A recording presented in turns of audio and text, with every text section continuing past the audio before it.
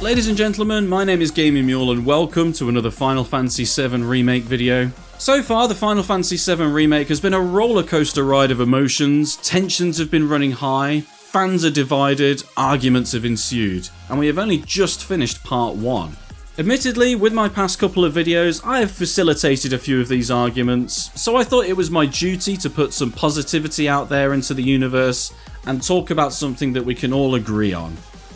Hopefully. I won't be talking story spoilers here, but I will be talking about features of the game that may not have been mentioned in trailers or prior to release. Spoilers are of course subjective, so you will have to make up your own mind whether or not to carry on. So here are 5 things I love about the Final Fantasy VII Remake.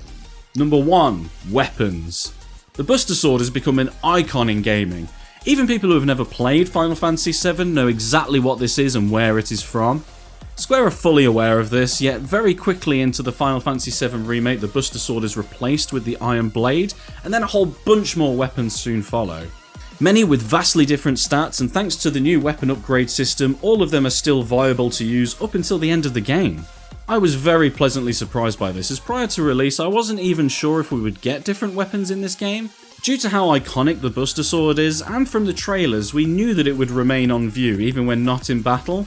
So I was sure there would be an upgrade system, but wasn't sure if Square would want to create new models for weapons to replace the Buster Sword. Thankfully I was completely wrong, and Final Fantasy VII Remake actually improves upon the original system with the addition of upgrades and unique abilities. The designs for the weapons are absolutely sterling, not just Cloud's but for every character. Additionally, I was also very pleased that they included melee weapons for Barret. Even though in practice I rarely used them, it's an amazing feature all the same. For me, Hard Edge was always one of my favourite weapons, and to see it in this remake was truly awesome, and I can't wait to see the weapons we get in future installments. Number 2. Summons. Summons have been an integral part of Final Fantasy games for many moons now, many of them being reoccurring throughout the series. The likes of Ifrit and Shiva are an absolute must in any Final Fantasy title, and Final Fantasy VII Remake does not fail to deliver. I know a lot of fans are disappointed that they don't quite work the same as in the original, where you can summon any amount you have equipped in battle only at the cost of MP. Whereas in Final Fantasy VII Remake they only show when the summon bar is full and limited to only 1 per battle. However, for me, I quite like that level of scarcity. It makes them all that more meaningful when you do choose to bring them into battle, and when you do they look absolutely fantastic. They remain on the field assisting your party for a set amount of time. You can issue commands to them at the cost of ATB bars, and finally once their time has expired they perform a familiar all-out attack. They have certainly been improved upon since Final Fantasy XV, as you pretty much had no idea when they were going to rock up or which one. I went through an entire Platinum playthrough and not once did I see Titan outside of scripted events. I don't want to spoil anything, so I won't say who my favourite summon is in Final Fantasy VII Remake, but I will say that they look absolutely awesome, and Square have outdone themselves with their design and animations. Given how faithful overall Final Fantasy VII Remake is to the original, it would not surprise me if over the course of the series we see most, if not all of the summons in the original. Number 3. The soundtrack. Final Fantasy as a franchise is renowned for its absolutely glorious soundtracks. It's an absolute staple of the series, and because of this, Square Enix have set their own bar very high when it comes to the score. Even when you think about an entry in the series that maybe you didn't like, I think it's safe to assume you probably said, but the soundtrack was still amazing. I know that I am definitely guilty of saying that in the past with some of the titles. Final Fantasy VII Remake definitely meets and maybe even surpasses that high bar set for itself, which is of course to be expected when they have the legend himself Nobuo Uematsu on board. These pieces of music that we are so familiar with have been amazingly recreated and updated to today's standard. Many times during my playthrough did I enter a scene or a battle and the music would start and I would go yes and crank up my speakers. Something I didn't notice until I was well into my playthrough was that a lot of the tunes have been mixed together. For example, Crazy Motorcycle Chase has now been mixed with a whole bunch of other tracks, including Bombing Mission, Let the Battles Begin, and Those Who Fight Further. Absolutely genius move to take all of these elements that we are so familiar with and create something brand new. As I'm writing the scripts for this video, I'm listening to the soundtrack and I honestly can't get enough of it. Let's also not forget the new additions created for the remake, most notably Hollow, which you would have probably heard in the trailers for the game. I have to admit, I wasn't sure about this when I first heard it. For me, something about a song with lyrics didn't feel right for Final Fantasy VII, discounting the operatic lyrics in One Winged Angel. But after listening to it a few more times and experiencing it in-game, I have come to love it and consider it an amazing addition. You can collect music discs throughout the game to play in jukeboxes.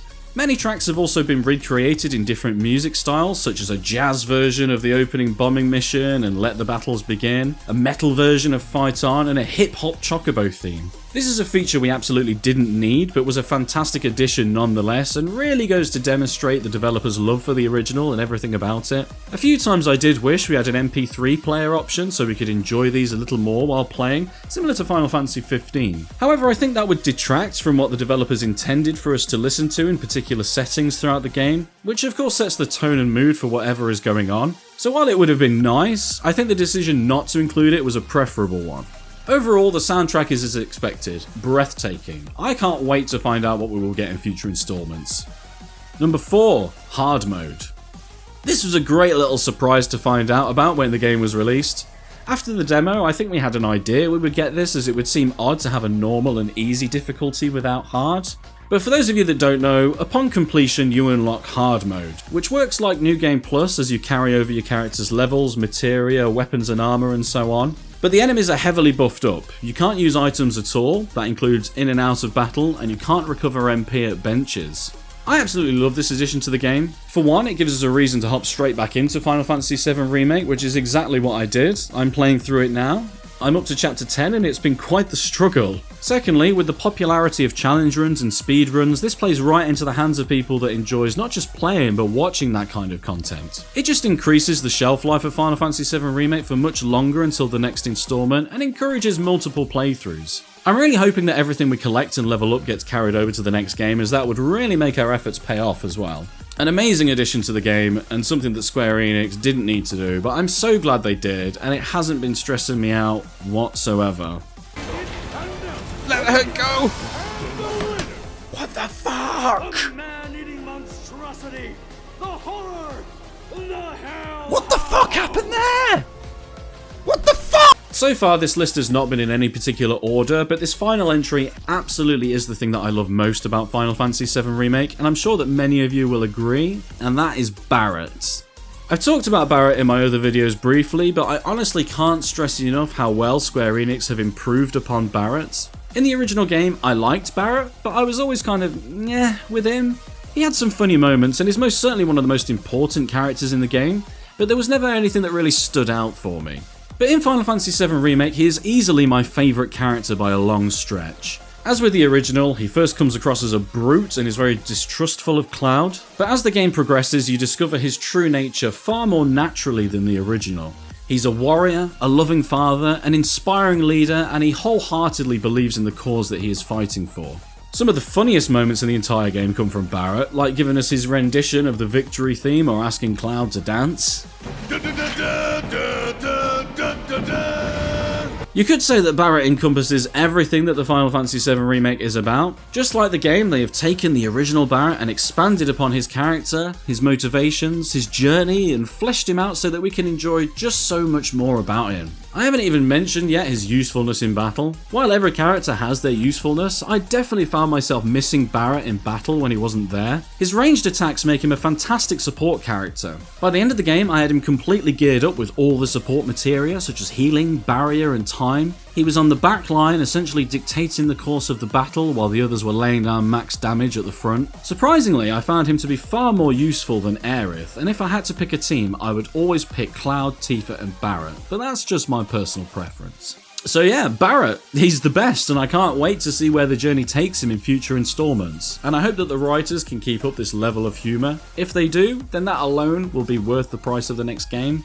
So that's 5 things I love about Final Fantasy VII Remake. Do you agree? What did you love most about the remake? Let me know in the comments. If you enjoyed the video, maybe hit that like button, and for more Final Fantasy content, be sure to hit that subscribe button and bell icon. I've been Gaming Mule, and I'll see you all again very soon.